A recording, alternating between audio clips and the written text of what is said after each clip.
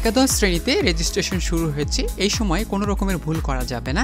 একটি মাত্র ভুলের কারণে তোমাকে সারা জীবন আফসোস করতে হবে।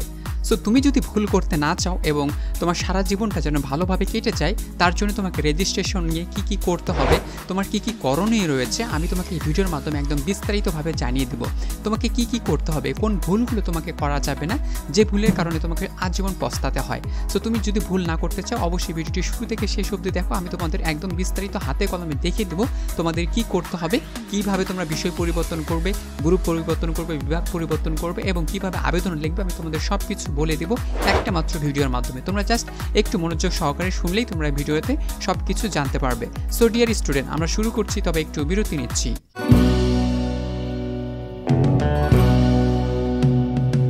সো ডিয়ার স্টুডেন্ট, দেখো রেজিস্ট্রেশন করার সময় তোমাদের কি করতে হবে বা কোন বিষয়গুলো তোমাদের মাথায় রাখতে হবে সেই বিষয় নিয়ে আমি তোমাদের বিস্তারিত বলবো।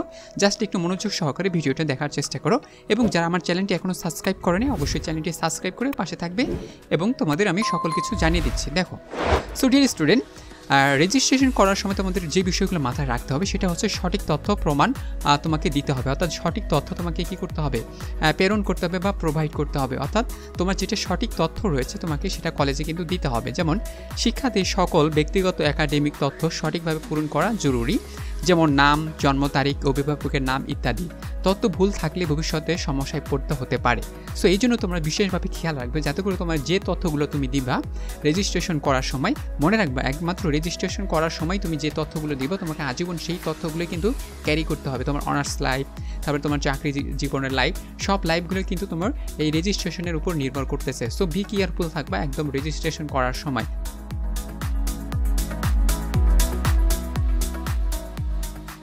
সো আরও কী করতে হবে আমি তোমাদের একদম বিস্তারিত বলছি, জাস্ট একটু দেখার চেষ্টা করো, তাহলেই বুঝতে পারবে।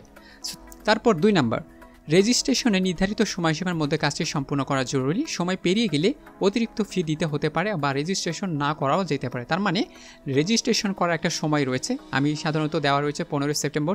15 সেপ্টেম্বর থেকে শুরু হচ্ছে, 30 সেপ্টেম্বর পর্যন্ত চলবে। তার মানে তোমাকে এই সময়ের ভিতরে রেজিস্ট্রেশন কমপ্লিট করে নিতে হবে, তারপরে তুমি করতে পারবে না। আবার যদি করতে চাও দেখা যাচ্ছে অনেক সময় অতিরিক্ত তোমাকে ফি দিতে হতে পারে অথবা তোমার রেজিস্ট্রেশন নাও হতে পারে। সো তুমি ওই রিস্কে যাবে না, এখনই রেজিস্ট্রেশন শুরু হয়ে গেছে, এই জন্য তোমাকে রেজিস্ট্রেশন কমপ্লিট করে নিতে হবে যাতে করে তোমাকে পরবর্তীতে কোনো ধরনের সমস্যায় পড়তে না হয়। 3 নাম্বার রয়েছে, সেটা হচ্ছে প্রয়োজনীয় কাগজপত্র। অর্থাৎ তোমাকে কী কাগজপত্র জমা দিতে হবে রেজিস্ট্রেশনের জন্য। প্রয়োজনীয় ডকুমেন্টস যেমন এসএসসি বা সমমান পরীক্ষার সার্টিফিকেট, মার্কশিট, জন্ম নিবন্ধন এবং ছবি প্রয়োজনীয় ফর্মেট জমা দিতে হবে। যদি সেটা কলেজ কর্তৃপক্ষ চাই যে তোমাকে এই ডকুমেন্টগুলো জমা দিতে হবে তাহলে তুমি জমা দিবা এবং তোমার যে ডকুমেন্টস রয়েছে ফুলফিল করার জন্য সেটা তুমি ফুলফিল করবা এই ডকুমেন্টসগুলো দিয়েই। কারণ তোমার এসএসসি লেভেলের যে নাম রয়েছে বা তুমি যদি পরিবর্তন করতে চাও এই সময় কিন্তু পরিবর্তন করা সম্ভব, সেটা তোমাকে অবশ্যই টিচারদের সাথে কথা বলে নিতে হবে। সো তোমাকে অবশ্যই সেই ডকুমেন্টগুলোকে আগে সাবমিট করতে হবে, তোমার ডকুমেন্ট সঠিক আছে কিনা সেই সঠিক তথ্য অনুযায়ী তুমি আবার পরবর্তী যে রেজিস্ট্রেশনটা করতে চাচ্ছ বা এখন যে রেজিস্ট্রেশন করবা সেটাকে কিন্তু সঠিকভাবে পূরণ করে দিতে হবে যাতে করে তুমি আর ভবিষ্যতে সমস্যায় না পড়ো। তারপর রয়েছে ফি প্রদান। দেখো, রেজিস্ট্রেশন করার সময় কোন কলেজে কতটা ফি হবে বা ফি নিবে কি না আদৌ সেটা এখনও পরিষ্কারভাবে জানা যায়নি, বাট কলেজ কর্তৃপক্ষ শুধুমাত্র জানে যে কলেজ কর্তৃপক্ষ কত রেজিস্ট্রেশন ফি নিতে থাকবে। অর্থাৎ এক এক কলেজে এক এক রেজিস্ট্রেশন ফি হতে পারে, সরকারি কলেজে আলাদা হতে পারে, বেসরকারি কলেজগুলোতে আলাদা হতে পারে, আবার ভোকেশনাল যে কলেজগুলো রয়েছে সেখানেও আলাদা হতে পারে। সো তোমরা বি কেয়ারফুল থাকবা, কলেজে যত টাকা চাচ্ছে বা যতটা ফি চাচ্ছে তোমাকে সেটার আলোচনা সাপেক্ষে করে তোমাকে রেজিস্ট্রেশন ফিটা তোমাকে কী করতে হবে, জমা দিতে হবে।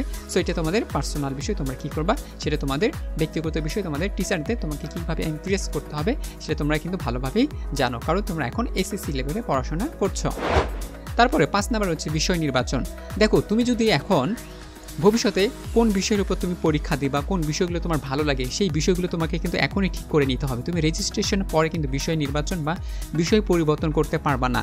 সো তোমাকে এখনই ভালোভাবে বুঝতে হবে তুমি কোন বিষয়গুলো পরিবর্তন করতে চাচ্ছ, কোন বিষয়ে তুমি পরবর্তীতে পরীক্ষা দিতে চাচ্ছ বা কোন বিষয় নিয়ে তুমি পড়াশোনা করতে চাচ্ছ, সেই বিষয়গুলো তোমাকে এখনই ভালোভাবে ঠিক করে নিতে হবে। যদি তোমার ভিতরে কোনো ধরনের সন্দেহ থাকে বা ডাউট থাকে তাহলে তুমি কিন্তু টিচারদের সাথে কথা বলে বা তোমার গার্জিয়ান যারা রয়েছে, প্যারেন্টস রয়েছে তাদের সাথে কথা বলে দেখবে যে কীভাবে বিষয়টি সমাধান করা যায়। কারণ কয়েকদিন মাত্র সময় রয়েছে, এই সময়ের ভিতরে তোমাকে কিন্তু সিদ্ধান্ত নিতে হবে যে তুমি কোন বিষয়ে পড়াশোনা করতে চাচ্ছ। অনেকেই বিষয় পরিবর্তন করতে চাচ্ছে, অনেকে আমাকে নোটিশ দিয়েছো বা আমি কমেন্ট করেছো আমার যে ভিডিওগুলো দিয়েছিলাম। সো তোমরা অনেকেই কমেন্ট করেছো যে বিষয় পরিবর্তন করতে চাই, কলেজ পরিবর্তন করতে চাই।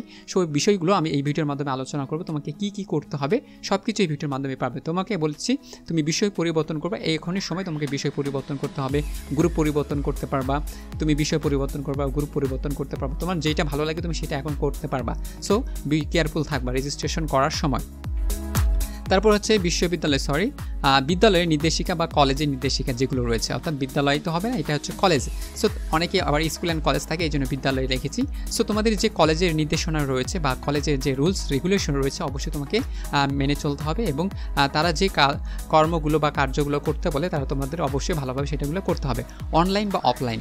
সো অনলাইন বা অফলাইন বিষয়টি হচ্ছে তোমার যে রেজিস্ট্রেশনের কার্যক্রম সেটা তোমাদের অফলাইনে হবে, অর্থাৎ টিচাররা দিবে, তোমরা শুধু সেখানে সই স্বাক্ষর বা কোনো ডাটা রয়েছে সেগুলো তোমরা এন্ট্রি করবা এবং ভালোভাবে দেখবে যে সেগুলো সঠিক আছে কি না এবং যাচাই বাছাই করে নিবা। তারপরে তোমার সেইগুলো হচ্ছে জমা দিবা, সেই জমা দিবে তোমাদের কলেজ কর্তৃপক্ষ। সেখানে যে অপারেটর রয়েছে, কম্পিউটার অপারেটর অথবা যারা বাইরে থেকে করে নেয়, আমি তো জানি সাধারণত কলেজ কর্তৃপক্ষের ওখানে অপারেটর থাকে, তারা হচ্ছে অনলাইনে আবেদন করবে, তোমাদের কাজটা তারা অনলাইনে করে দেবে, তোমাদের কিছু করতে হবে না, কিন্তু তোমাদের অফলাইনে কাজটা করতে হবে। সেটা হচ্ছে তোমাদের দেখতে হবে তোমাদের ডাটা বা ইনফরমেশনগুলো সঠিক আছে কি না, ঠিক আছে।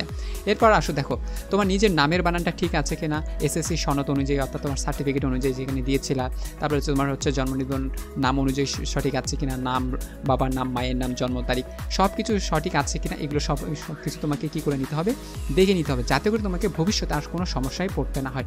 কারণ একটা সমস্যার কারণের জন্য তোমাকে আজীবন কান্না করতে হবে। দেখেন চাকরির জীবনে তোমাকে বিভিন্ন সমস্যায় পড়তে হতে পারে, বিভিন্ন চাকরি যখন সেনাবাহিনী, পুলিশ বাহিনী, নৌবাহিনী যে কোনো চাকরিতে যাবা তখন দেখা যাচ্ছে যে একটা সার্টিফিকেটের সাথে আর একটা সার্টিফিকেট মিলবে না, তখন বিভিন্ন ধরনের সমস্যার সৃষ্টি হয়। সো এই সমস্যাগুলো থেকে রেহাই পাওয়ার জন্য তোমাকে এখনই রেজিস্ট্রেশনটা খুব ভালোভাবে করতে হবে, যাতে করে কোনো তথ্য ভুল না যায়।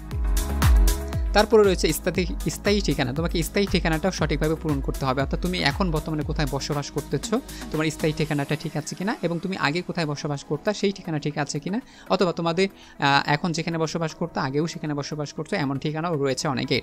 সো এই ঠিকানাগুলো তোমরা ভালোভাবে গুরুত্বপূর্ণ সহকারে দেখবে এবং পূরণ করে দিবে। তোমাদের বাবা মার সাথে আগে কথা বলে নেবে যে আমি এই ঠিকানা দিতে চাচ্ছি, এটা সঠিক ঠিকানা কিনা, ঠিক আছে। তারপরে তোমরা কিন্তু ফুলফিল করে দিবা তোমাদের যে রেজিস্ট্রেশনটা হবে। তো অবশ্যই বি কেয়ারফুল থাকবা।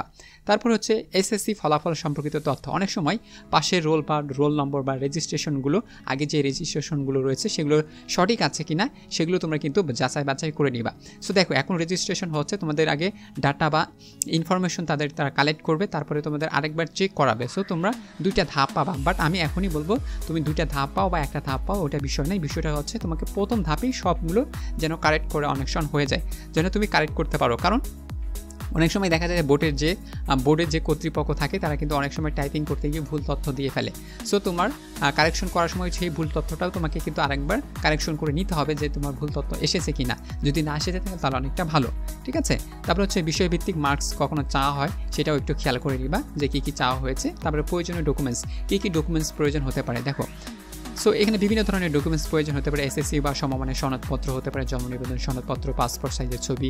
সো তোমরা যখন রেজিস্ট্রেশন করবা দেখা যাচ্ছে তোমাদের কলেজ কর্তৃপক্ষ তোমাদের ছবি নিতে বলতে পারে, সেটা জিপিজে বা পিএনজি ফরম্যাটে হতে পারে, অথবা যারা বিভিন্ন বেসরকারি কলেজ রয়েছে তাদেরকে ওখানে ফটোগ্রাফার নিয়ে আসতে পারে তোমাদের ছবি তোলার জন্য। এটা কলেজ কর্তৃপক্ষের নির্দেশনা অনুযায়ী কাজ করবে, তোমাদের কখনো নিয়ে আসতে বলবে অথবা তারা নিজেরাই তুলে নিবে তোমাদের ছবিগুলো রেজিস্ট্রেশন করার জন্য।